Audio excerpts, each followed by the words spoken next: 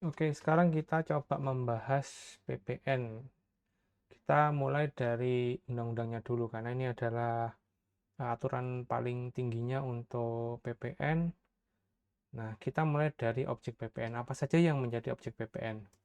Nah, objek PPN ini diatur yang pertama kali ada di bab 3. Bab 3 Undang-Undang PPN di situ di pasal 4, 4A, pasal 5 dan pasal 5A. Sedangkan pasal 6-nya dihapus. Coba kita lihat di pasal 4. Pasal 4 yang mengatur mengenai objek PPN itu bisa dibagi dalam 3 klaster. Klaster pertama yaitu klaster mengenai transaksi domestik. Nah, mengenai transaksi domestik ini diatur di ayat 1 huruf A dan ayat 1 huruf C. Apa bedanya? Di ayat 1 huruf A itu diatur mengenai objek PPN adalah penyerahan barang kena pajak di dalam daerah pabean yang dilakukan oleh pengusaha. Sedangkan di huruf C-nya adalah penyerahan jasa kena pajak di dalam daerah pabean yang dilakukan oleh pengusaha. Jadi bedanya huruf A dan huruf C adalah yang diserahkan, yaitu BKP dan JKP. Mengenai aturan turunannya diatur di Per 03 tahun 2022 sebagaimana telah diubah terakhir dengan Per 11 tahun 2022 mengenai faktur pajak.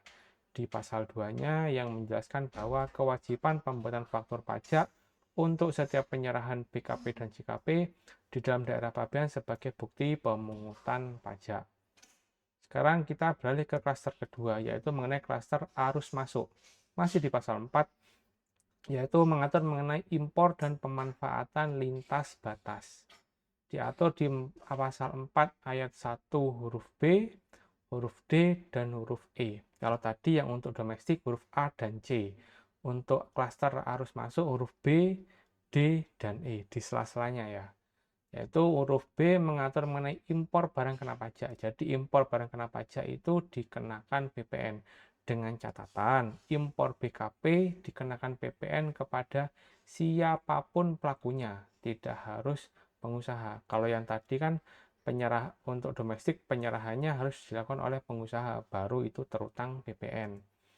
Nah, lalu di pasal 4 ayat 1 huruf D yaitu mengatur mengenai pemanfaatan BKP tidak berwujud dari luar daerah pabean di dalam daerah pabean. Jadi kalau BKP tidak berwujud itu istilahnya pemanfaatan bukan impor. Contohnya yaitu pembelian lisensi software, hak paten. Nah, itu. Lalu di pasal 4 ayat 1 huruf E yaitu pemanfaatan JKP dari luar daerah pabean di dalam daerah pabean. Istilahnya sama ya dengan BKP tidak berwujud, yaitu pemanfaatan bukan impor.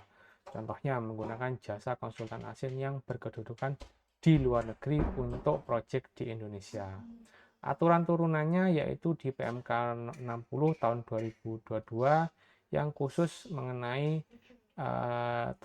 yang khusus mengatur mengenai transaksi digital atau PMSE, yaitu di pasal 2 dan pasal 4 yaitu mewajibkan pelaku usaha PMSE yaitu perdagangan melalui sistem elektronik dari luar negeri yang telah ditunjuk DJP untuk memungut, menyetor dan melaporkan PPN atas produk digital yang dimanfaatkan konsumen di Indonesia, yaitu PMK 60 ini mengatur untuk pasal 4 ayat 1 huruf D dan huruf E.